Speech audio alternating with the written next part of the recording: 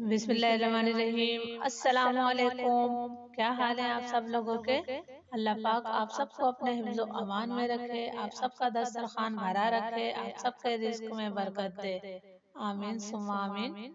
आज मैं अपने किचन में बहुत ही मज़ेदार गाजर की खीर यानी गजरीला बना रही हूँ।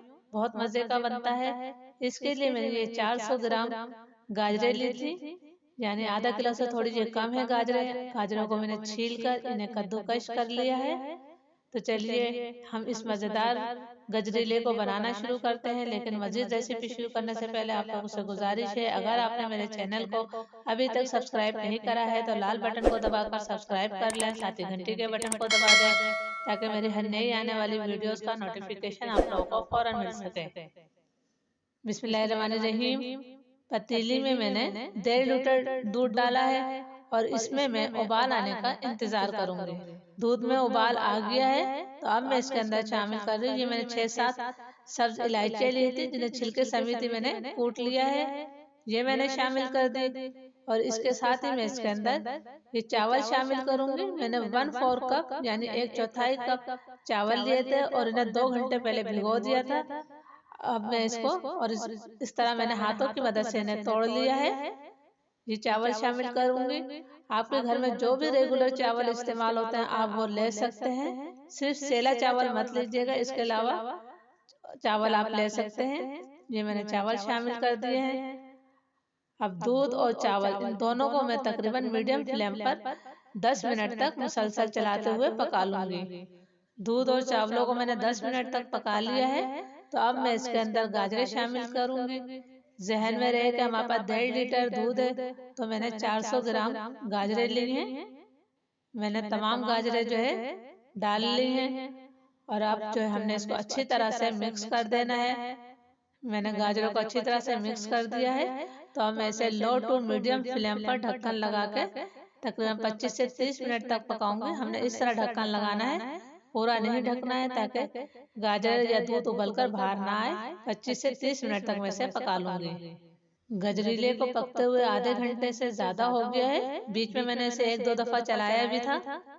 ये देखें हमारे दूध, गाजरें और चावल सब अच्छी तरह से मिक्स हो गए हैं और ये दूध भी काफी गाढ़ा हो गया है।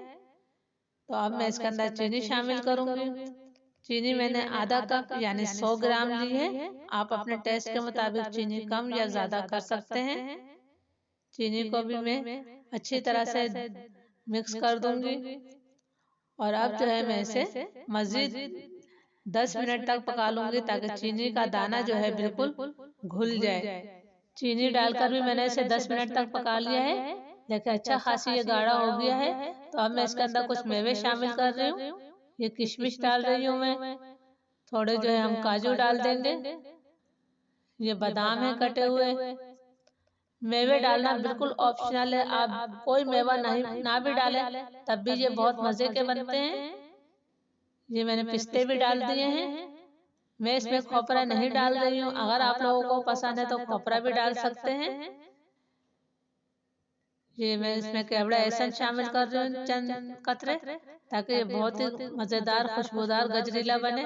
अब इन तमाम चीजों को मिक्स कर दूंगी और मजीद 2 मिनट तक पका लूंगी। फिर 2 मिनट बाद जो है मैं आपको इसे सर्विंग डिश में निकाल कर दिखाऊंगी। देखें कितना गाढ़ा हो गया है हमारा गजरीला। इसको इससे ज्यादा गाढ़ा मत कीजिएगा, इसलिए कि जब ये ठंडा होता है तो और गाढ़ा हो जाएगा। मैं सर्विंग डिश में निकालती हूँ फिर आपको दिखाती हूँ। अल्हम्दुलिल्लाह हमारा निहायत ही मजेदार ठंडा मीठा गजरीला तैयार है। आपने इसे बिल्कुल ठंडा करके खाना है, इसलिए जितना ये ठंडा होगा उतना ही मजे का लगता है। ये सर्दियों की सौगात है, इस रेसिपी को जरूर ट्राई कीजिएगा। रेसिपी अच्छी लगे तो इसे लाइक और शेयर भी कीजिएगा। बहुत ही मजे का ये गजरीला बना है। ये देखें कितना टेस्टी लग रहा है। मुझे उम्मीद है कि ये मज़ेदार रेसिपी आप लोगों को अच्छी लगी होगी। रेसिपी अच्छी लगे तो इसे लाइक और शेयर कीजिएगा। इसके साथ ही मेरे channel kitchen with shine aunty को सब्सक्राइब करें, घंटी के बटन को भी ज़रूर दबाएं ताकि मेरी हर नई आने वाली वीडियोस का नोटिफिकेशन आप लोगों को फौरन मिल सके। इजाज़त दीजिए, दुआ में याद रखिएगा। अल्लाह हाफिज़।